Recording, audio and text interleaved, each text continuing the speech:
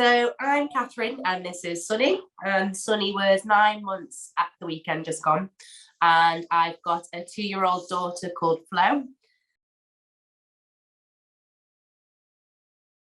Before I had Flo, I was really laid back about feeding. I kind of had the impression of if it worked, it worked. If it didn't, it didn't. I wouldn't be fazed. Happens to some people. I remember going to a breastfeeding talk, an NHS one once, and I'll never forget the sentence. They said, oh, you know, everyone can breastfeed, and if they say they can't, they're doing it wrong. So I had this immediate impression that breastfeeding would be so easy, no problems, and it'll be fine. She'll be born and I'll just whip the boob out and that'll be it. Unfortunately, during Flo's delivery, I lost a lot of blood.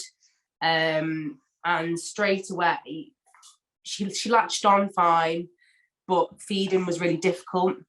The first weigh-in came and she'd lost too much weight. And straight away we were told that I had to pump religiously, feed constantly, top her up, things like that. And they were going to come and weigh her again. And obviously they came and weighed her again and she'd lost a bit more. So immediately I was taken into hospital. There was no option. There was no talk. It was first time mom, straight away, in we go. Immediately I thought I'd done something wrong. Thought I'd starved her. Didn't understand what was going on. We were there for a few days. And it got to the point that she was being plied with so much formula. I had to feed her first. Then she was given formula. Then I had to pump at the same time every single 2 hours. So by the time I'd finished doing all this, I only had half an hour really to get my head down before I had to get her up for the next load. But even when she was full, we were told that they had to keep giving her the formula. When she was physically being sick, coughing it up, they carried on forcing this down her, and she was only a week old. It got to the point that she was ploughed with so much formula that she wasn't responding anymore. She was hardly crying, she was hardly stirring, she just looked like a doll. And even the midwives at the time and the feeding team they had serious concerns about it. And straight away I'm sure it was a paediatrician, it might have been, I don't know I can't remember what his title was, but as soon as he came down to see her, straight away he did some tests and he was like, yeah, we're not really happy with this, you know, she's not looking as we'd like her to look. And then so I said to him, you know, should this have happened? And he said it's like an umbrella treatment. So if babies come in and they're underweight and they need to get their birth weight back up basically quickly, they do this pretty much the same thing all round. So Flo was just put on the same feeding plan that anyone else would have been put on. Even if she had enough and she was showing signs that she'd had enough, that's when they should have just cut it off really and not continue to try and force feed her. If I had the confidence as I had now, if it was a second baby, I would have turned around and gone, absolutely not. Because I already said this time, we will not be going back. We'll have a feeding plan at home and we'll offer formula if we need to, but there's no chance we're going to go and do that again. It's mentally scarred me. I'll never forget watching what happened to her, thinking that it was for the best, and the anxiety of the weigh day pending, looming, however you want to say. Because if it was literally like, if we didn't get her to a certain weight, she wouldn't be allowed home. Because it's hard to explain. You automatically trust the medical professionals. Every ounce of faith that you have is in them to do the right thing. I had no idea what I was doing. I was just told, you know, it's her birth weight's dropping, it's not great. I was kind of getting told all these scary words, scary sentences. And I didn't know there wasn't given an option, there wasn't given any other direction of paths that we could go in.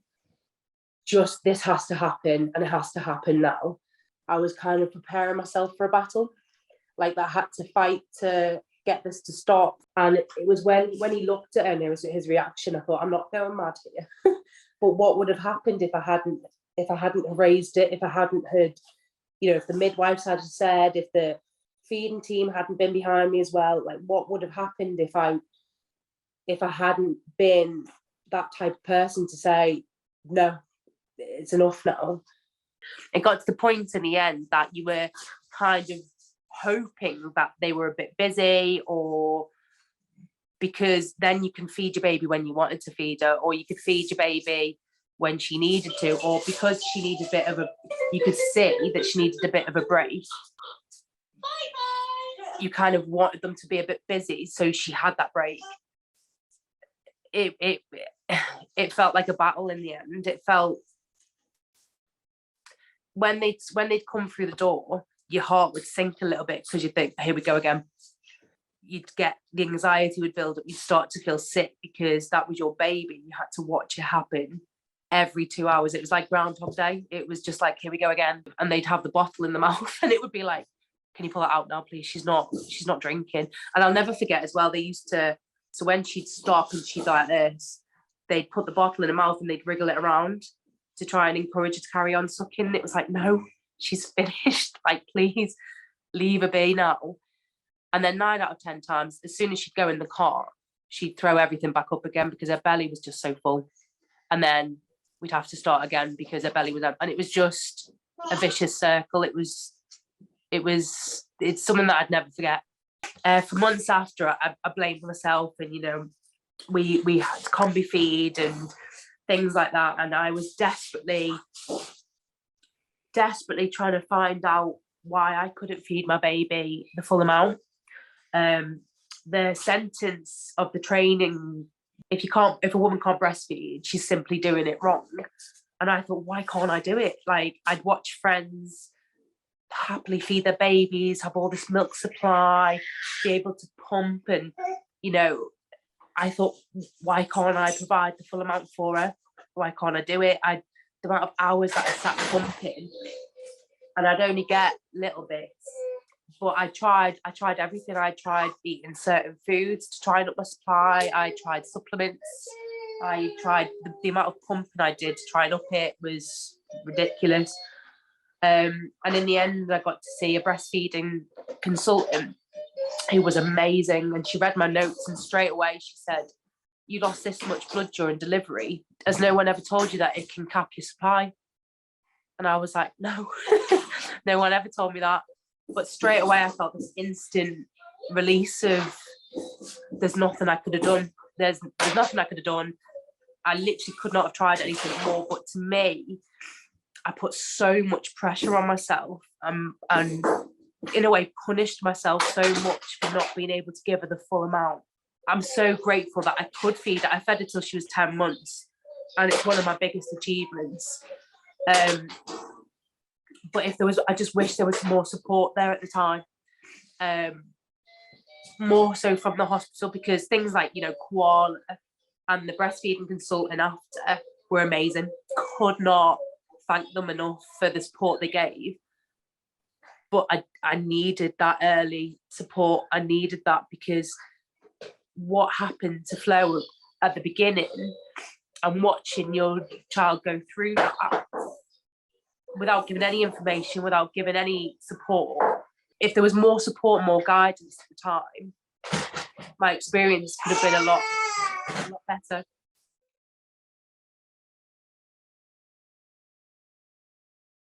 It's a bit bittersweet, the situation. So my mental health was kind of a bit sabotaged by it after that. And obviously COVID's got a bit to play with that, but I developed postnatal depression after having my daughter. And again, I never really understood it, because before I had it, I just automatically assumed it was you couldn't connect with your baby. I couldn't understand, because I loved my daughter completely.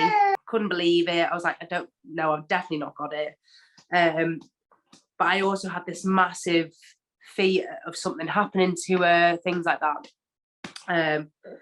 So obviously it battered my mental health for ages, because I beat myself up about it. I couldn't feed my child. I was doing something wrong. I wasn't a good mum.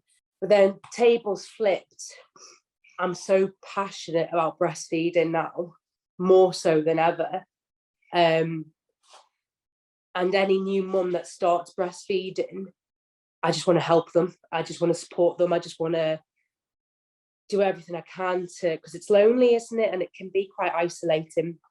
I feel protective over people who are having issues, because if they don't get that support, I don't want them to go through what I went through. So I feel like, I don't know, I can't really explain it. It's bittersweet, the experience, because sort of something so horrible, I feel like it's kind of created this drive to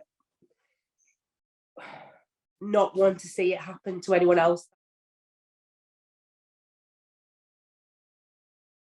Before I had kids, I always thought that if it doesn't work, it doesn't work. Before I was pregnant, I didn't really want to breastfeed. It kind of gave me a bit of a, ooh, like a stereotype, ooh. It was only when I was pregnant the first time around that I was like, actually, I think I want to do this. Like, it looks quite nice. The bond looks quite nice. And to be honest, the amount of people that have said to me, just give up, just give up. Why are you still carrying on? Don't understand. It's like I've got to explain why I want to do it, why it's frustrating that for you and your baby, you've got to kind of, I don't know, convince people why it's a good thing to carry on breastfeeding. I think it's this stereotype of, well, it's hard, so why are you bothered? Or if they get older, oh, why are you still feeding them? Like, I'll never forget, Flo was like 7-8 months, and a friend was like, you're feeding her still, really? And I was like, but she's still a baby, she's still getting the benefits. I don't understand. When I was feeding her, I felt safe. I felt like I was protecting her. She was protecting me. We had this bond that I can't even explain. And when I was feeding her and she'd go into a bit of a milk coma, I gave her in that moment what she needed. And I don't know, if someone said to me, stop, and it's like, why? Would you stop it if you had a safe place? Like, would you, if to me it was like, why should we stop? It's the same when like people say, oh, they'll sleep through the night once they start weaning, or they'll sleep through the night if you give your baby formula. And it's like, really? Because I can tell you now, it doesn't stop.